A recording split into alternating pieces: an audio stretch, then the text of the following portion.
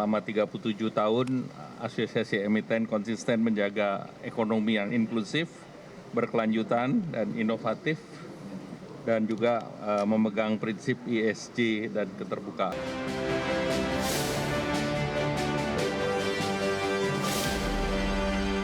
Pemirsa datang dari Asosiasi Emiten Indonesia atau AEI yang merayakan hari ulang tahun ke-37 dengan mengusung tema Transforming Together for a Stronger Tomorrow. Tema ini menegaskan komitmen AEI dalam mendorong transformasi berkelanjutan bagi para pelaku pasar modal Indonesia menuju masa depan yang lebih kuat, adaptif, dan kompetitif.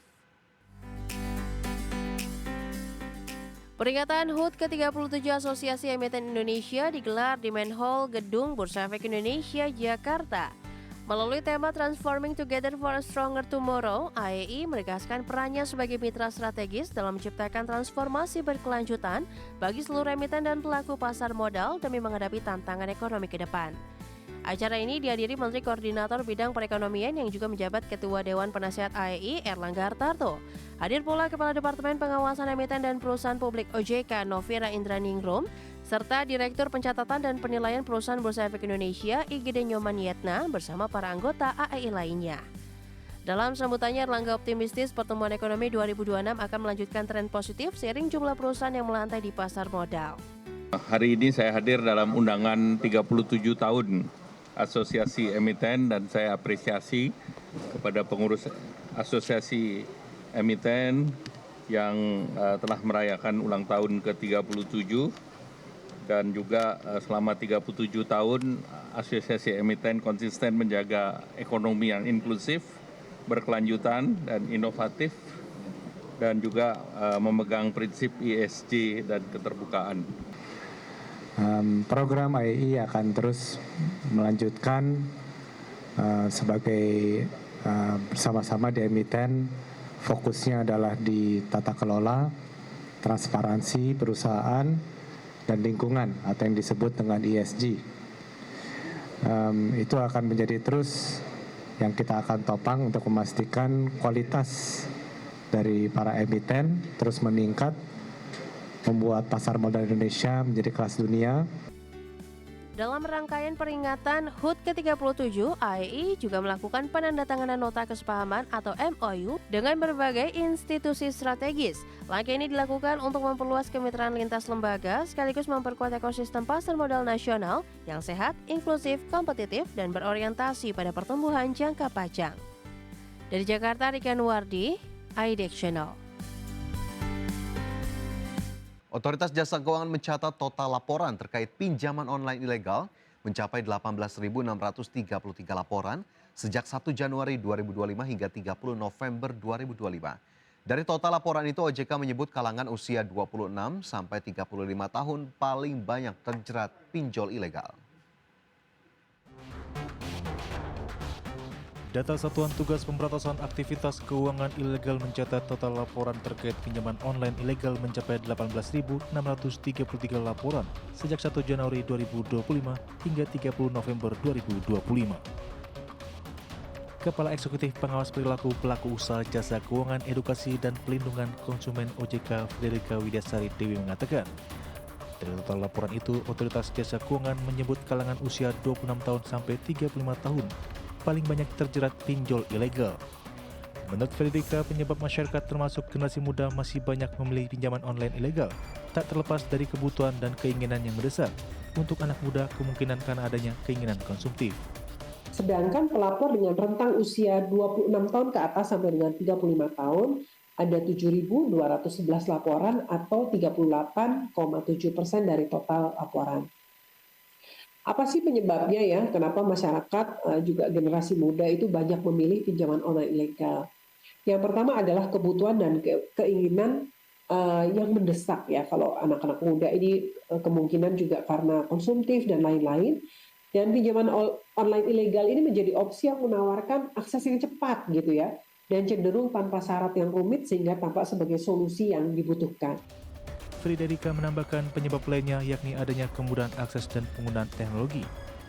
Menurut Frederika, modus pelaku penipuan pinjol ilegal dengan menggunakan teknologi pada berbagai situs daring serta pendekatan yang persuasif kepada masyarakat tanpa memperhatikan legal dan ekologisnya menjadi celah yang mudah bagi pelaku pinjol ilegal untuk menawarkan pinjaman. Tim Liputan iDirectional. Jelang Natal dan Tahun Baru, pemirsa Bandara Soekarno-Hatta menggelar apel pasukan dalam menyiagakan keamanan dengan melibatkan belasan ribu petugas. Bahkan Angkasa Pura Indonesia memprediksi momen libur Nataru tahun ini akan ada peningkatan dari sisi jumlah penumpang sebanyak 14,1% atau 195 ribu orang jika dibanding hari biasa. Jelang Natal dan Tahun Baru, Bandara Soekarno-Hatta menggelar apel pasukan personil bandara di posko angkutan Natal dan Tahun Baru dengan melibatkan aviation security dan stakeholder di setiap terminal dalam menyiagakan keamanan selama libur Nataru demi melayani kenyamanan penumpang selama musim libur. Adapun keamanan akan disiagakan mulai dari arus lalu lintas di bandara hingga pelayanan penumpang di area counter check-in pesawat. General Manager Bandara Suta Heru Karyadi mengatakan ada sekitar 11.500 lebih personil bandara, naik 4,6% atau ditambah sekitar 160 orang persib personil diterjunkan selama Natal dan Tahun Baru. Tak hanya itu, jelang Natal dan Tahun Baru, lonjakan pergerakan penumpang diprediksi naik 14,1% atau 195 ribu orang pada puncak Natal dan Tahun Baru dibanding tahun lalu. Diikuti juga dengan pergerakan jumlah pesawat yang mengalami peningkatan 15,5% atau sebanyak 1.146 penerbangan baik domestik maupun internasional.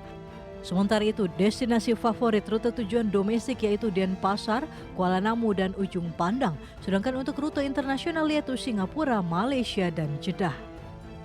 Kita di seluruh Angkasa Pura Indonesia, khususnya di Bandara Soekarno-Hatta, melaksanakan apel kesiapsiagaan atau posko Natal Tahun Baru 2025-2026. Sehingga pada apel pagi hari ini kita ingin menyampaikan komitmen kita kepada seluruh publik bahwa PT Angkasa Pura Indonesia khususnya Bandar Udara Internasional Soekarno-Hatta siap dalam melayani arus puncak arus periode Natal dan Tahun Baru 2025-2026. Oke, personil yang kami siagakan saat ini meningkat 4,6% atau menambah sekitar 160 orang persib. Jadi totalnya adalah 11.573 orang yang kita siap siagakan pada periode Natal Tahun Baru ini.